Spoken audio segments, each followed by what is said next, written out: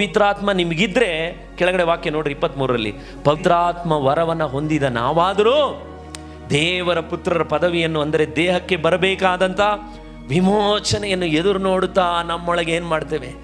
ನರಳ್ತೇವೆ. ಪವಿತ್ರಾತ್ಮ ಒಳಗಿದ್ರೆ ನಿಮ್ಮ ದೇಹದಲ್ಲಿ ಒಂದು ನರಳಾಟ ಬರುತ್ತೆ. ನೋಡ್ರಿ, ಸುಜಿತ್ಗೆ 20 ವರ್ಷದ ರಕ್ಷಣೆಯ ಅನುಭವದಲ್ಲಿ ಅನೇಕ ಸಾರಿ ನರಳಾಟ ಬಂದಿದೆ. ಏನು ನರಳಾಟ ಬಂದಿದೆ ಗೊತ್ತಾ?